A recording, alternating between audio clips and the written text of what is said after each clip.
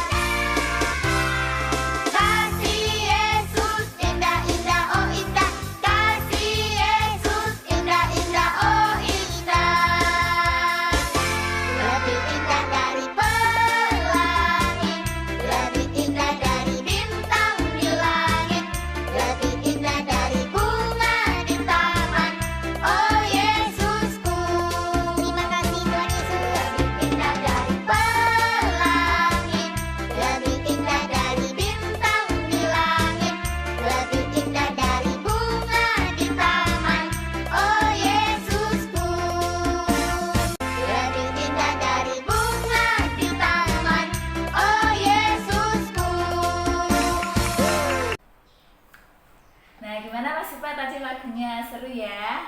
Seru. Nah, sebelum kita mendengarkan firman Tuhan, kita mau berdoa dulu ya. Kita siapkan hati kita. Oh iya, tapi lupa, Mbak Marta belum menyampaikan ya.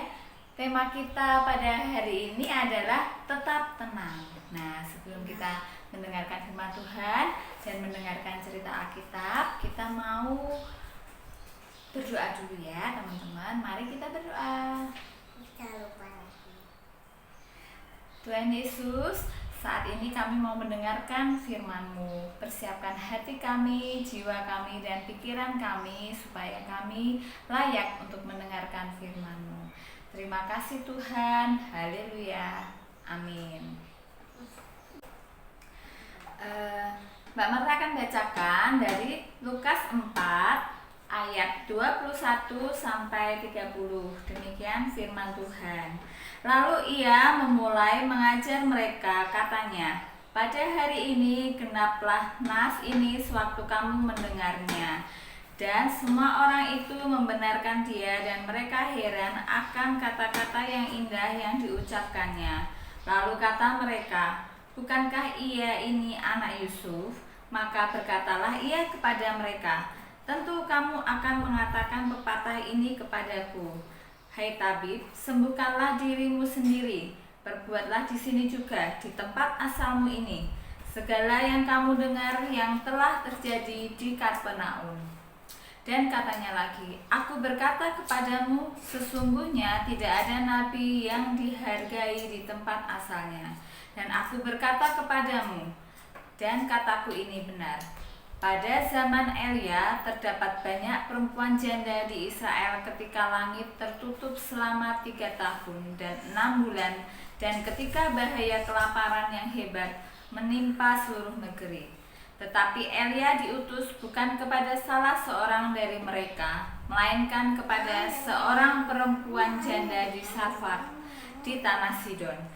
Dan pada zaman Nabi Elisa banyak orang kusta di Israel dan tidak ada seorang pun dari mereka yang ditahirkan selain daripada Naaman orang Syria itu. Mendengar itu sangat marahlah semua orang yang di rumah ibadat itu.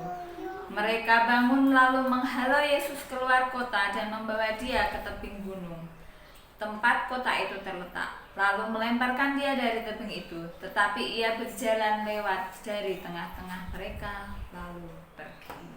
Demikian firman Tuhan, cerita tentang Yesus ditolak di Nazaret.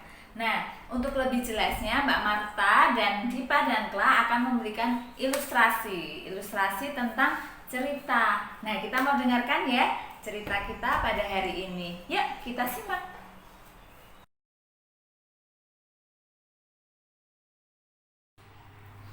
Pada suatu sore, Lala dan Ibu pergi belanja di sebuah toko.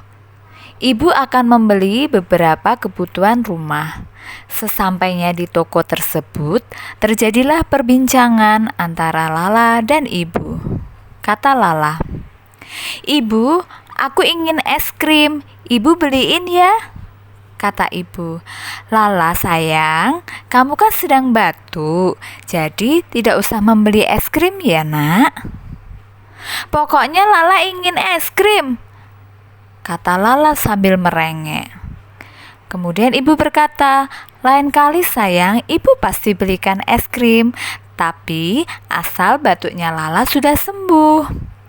Lala menangis dengan kencang. Kemudian ibu memeluk Lala sambil berkata, "Lala pasti kecewa karena tidak boleh membeli es krim. Ibu belikan susu ya untuk Lala sayang, agar Lala segera sembuh dari batuknya." Kemudian Lala mengurangi volume menangisnya dan memegang susu yang dibelikan oleh ibu. Adik-adik yang terkasih dalam Tuhan, siapa yang pernah kecewa seperti Lala? Iya, pasti semua pernah mengalami hal seperti itu. Lalu, menangiskah? Marahkah? Pasti ya, kalau kecewa, marah, nangis. Nah, dari cerita Tuhan yang ditolak di Nazaret, kita belajar seperti Tuhan Yesus. Lala juga belajar seperti Tuhan Yesus. Apakah Tuhan marah ketika harapan Tuhan tidak sesuai yang Tuhan harapkan?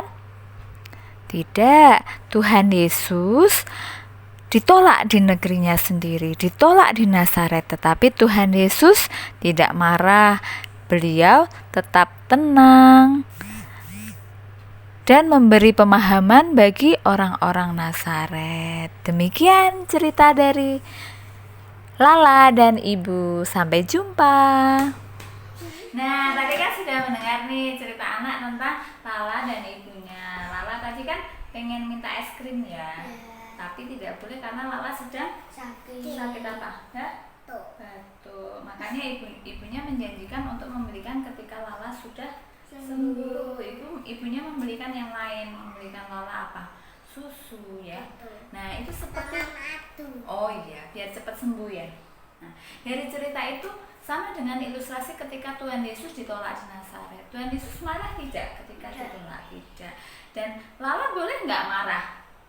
Tidak boleh. Makanya ibu mengajarkan kepada Lala, tidak boleh itu bukan berarti tidak akan diberikan. Iya, tidak akan diberikan, tetapi ada alasannya. Nah, kita belajar dari situ, belajar dari Tuhan.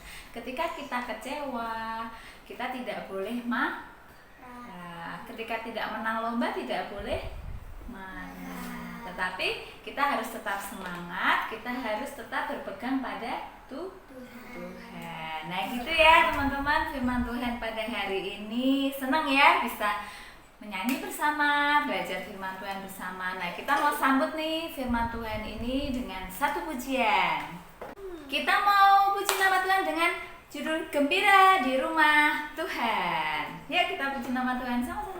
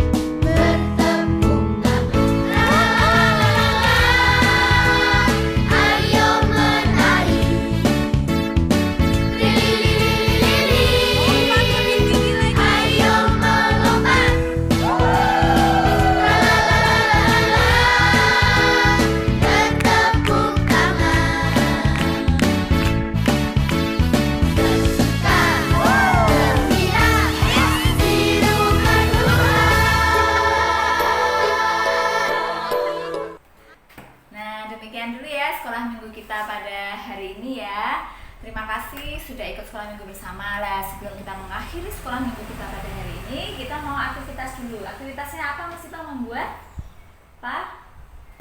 puzzle. Membuat apa?